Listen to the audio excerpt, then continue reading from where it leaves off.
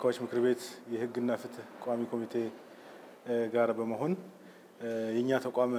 ያለበትን ሁኔታ በተለይ ደግሞ ከ2017 ዓመተ ምህረት ስራችን አፈጻጸምና እንደዚሁም ደግሞ ተቋሙ በየጊዜው ራሱን ያሻሻለ አሰራሩን ያሻሻለ ለውጥ ውስጥ ያለ እንደመሆኑ መጠን ከለውጥ ስራዎች አንፃር ምንድነው ያሉት ሁኔታ ምን ሁኔታዎች መልካም ነገሮች አሉ የሚል ለተወካዮች ምክር ቤት ቋሚ ኮሚቴው አቅርበን በዛ ላይ ለመወያየት የተያዘ ነው። ቋሚ ኮሚቴው በየጊዜው ክትትልና ድጋፍ ያደርጋል፣ ግብረ መልሶችን ይሰጣል። ከዛ ግብረ መልሶች አንፃር ምን መሻሻሎች አሉ፣ ምን ያልተሻሻለ ነገር አለ፣ እሱስ እንዴት ይሻሻላል የሚሉ ነገሮች ግብአት የሚሰበሰብበትና ተቋሙ ያለበትን አውቆ በቀጣይ የበኩላቸውን ድጋፍ እንዲያደርጉ እንደዚሁም ደግሞ በሚሰጡት ሐሳብ ተቋሙ እንደ ግብአት በመውሰድ በቀጣይ ክፍተቶቹ ላይ እንዲሰራ ያግዛል በሚል የተመቻቸ መድረክ ነውና ከዚህ አንፃርም የመወያያ ሰነድ ቀርቦ እየተወያየንበት የሚገኝ መሆኑ ነው። ዋነኛው ያው የተቋሙ ተልዕኮ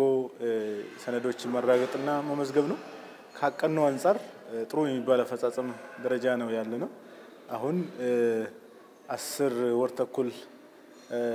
አካባቢ ተጉዘናልና በዚህ ሂደት ውስጥ አፈጻጸማችን የተሻለ ነው። ለምሳሌ ወደ 860 ሺህ ሰነዶችን ለማረጋገጥ ነበረ፣ ጉዳዮችን ለማረጋገጥ ነበረ። ከዛ ውስጥ ወደ 813 ወደ 98% ያህል አፈጻጸም የታየበት ነው። ከገቢ አንፃርም ወደ 2.4 ቢሊዮን ለመሰብሰብ አቅደን 2.4 ቢሊዮን በላይ መሰብሰብ ችለናል። ከ100% በላይ አፈጻጸም ያሳየን። ስለዚህ የተለያዩ በተለይም እንደ ሪፎርም ያዝናቸው ስራዎች ልዩ አገልግሎት 3 ልዩ አገልግሎት በዘንድሮ ዓመት ወደ ስራ አስገብተናል። አዳዲስ ቅርንጫፎች 2 ተደራሽ ከማድረግ አንፃር ከፍተናል። እንደዚሁም ደግሞ ሐሰተኛ ሰነድ ከመከላከል አንፃር የምስጢራዊ ሰነድ ህትመትን እንደዚሁም ደግሞ የደረቅ ማህተም የሚባለውን እንደዚሁም ኦንላይን ቀጠሮ ማሳያ ስርዓት የወረፋ ማሳያ ስርዓት ስራ ውስጥ ገብቶ ተገልጋዮች ሳይንገላቱ በቀላሉ ስንት ሰዓት መምጣት እንዳለባቸው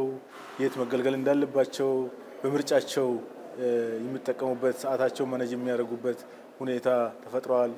የብሔራዊ መታወቂያ ናሽናል አይዲ ወይም ፋይዳ መታወቂያ እንደ አገልግሎት ቅድመ ሁኔታ ተጠቅመን እኛ ጋር የሚመጡ ተገልጋዮች ፋይዳ ያላቸው ሆነው ይሄ ማንነት ላይ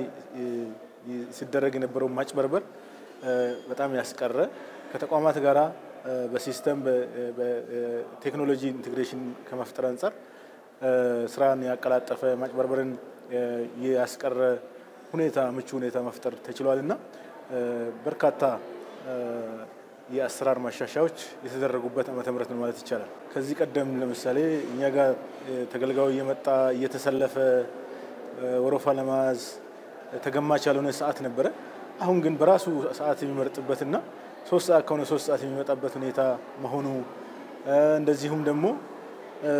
በተለይ ከሐሰተኛ ሰነድ ከማጭበርበር ጋር ለምሳሌ አምና ከተመሳሳይ ጊዜ አንፃር ስናይ አፈጻጸሙ ሐሰተኛ ሰነድ ማጭበርበር ለምሳሌ ያዝነውን ብናይ ወደ 1200 በላይ ሐሰተኛ ሰነድ ያዝንበት ነው። ህግና ፍትህ ጉዳዮች ቋሚ ኮሚቴ ከሚከታተላቸው ተቋማት አንዱ የሰነዶች ማረጋገጫና ምዝገባ አገልግሎት ነው። ከዚህ አንፃር ይሄ ተቋም በአጠቃላይ የፍትህ ተቋማት እንደምታወቀው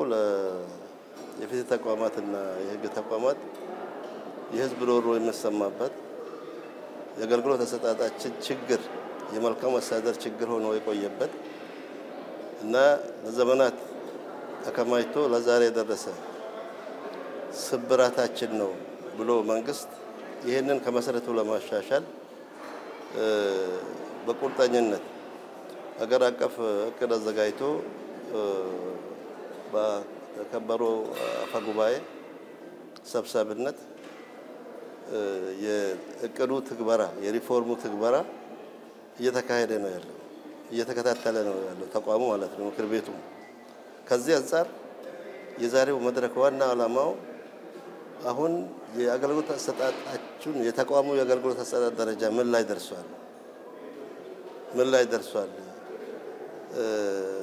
ውጣ ወረድ የነበሩ ችግሮች ሰውን ማመላለስ በአጠቃላይ ፍትህ አገልግሎትን በገንዘብ የመግዛት ጉዳይ በዚህ በአጠቃላይ በፊት ተቋማት ውስጥ የነበረ ችግር ነውና ከዚህ አንፃር የሰነዶች ማረጋገጫና ምዝገባ አገልግሎት ምን ደረጃ ላይ ነው ያለው የሚለው ለማለት ነው የሞከርነው እንደምታወቀው ከጥቂት ዓመታት ወዲህ ተቋሙ አገልግሎትን ጥራቱን ባስጠበቀ መልኩ ተደራሽነቱ እንዲረጋገጥ ውጣ ወረድ የሌለበት በቴክኖሎጂ የታገዘ አገልግሎት ለተገልጋዩ ለመስጠት ከፍተኛ ጥረት እያደረገ መሆኑን ነው ከዚህ አንፃር ለሌሎች ተቋማትም አራ ሊሆን የሚችል ተመክሮ ሊሆን የሚችል ስራ እየሰራ ለመሆኑ በተጨባጭ በመስክ ምልከታ ወቅትም በዛሬ መድረክም ለማት ሞክረናል ማለት ነው ይሄንን ለማት የሞከርነው በራሱ እንደ ፌደራል ሰነዶች ማረጋገጫ ብዙ ህዝብ አገልግሎት የሚፈልግበት ወደ ተቋሙ የሚሄድበት በቀን ከ5000 ህዝብ በላይ አገልግሎት የሚሰጥበት ነው ይሄንን አገልግሎት ለማሳለጥ ቴክኖሎጂን በመጠቀም ለምሳሌ ዳሪስ የሚባል ቴክኖሎጂን በመጠቀም ወረፋም የሚያስይዝ ቴክኖሎጂን በመጠቀም ጥሩ ስራ እየሰራ መሆኑን ነው ያየነው ሌላው የሰነድ ሐሰተኛ ሰነድ ለማስቀረት ሐሰተኛ ሰነድ እንግዲህ ተቋሙ ስሙ ራሱ የሰነድ ማረጋገጫ ተቋም የሰነዱን እውነታነት ካላረጋገጠ በአጠቃላይ በፍትህ ስርዓቱ ላይ ችግር ሊመጣ ይችላል ምክንያቱም ይሄ ተቋም የሚያረጋግጠው ሰነድ አጠቃላይ ለብዙ ፍርድ ቤቶችም ለሌላም ተቋም ማለት ነው ውሳኔ ሊሆን የሚችል ስለሆነ አጠቃላይ ለፍትህ ስርዓቱ ጥራት ብዙ እንትን ስላለው ብዙ ኮንትሪቢዩሽን ስላለው የሰነድ ማረጋገጥን ፍትሃዊነት ወይም ጥራትን ለማስጠበቅ ሐሰተኛ ሰነድ ለማስቀረት እየሄዱበት ያለው ነገር እጅግ በጣም ጥሩ መሆኑን ነው ያየነው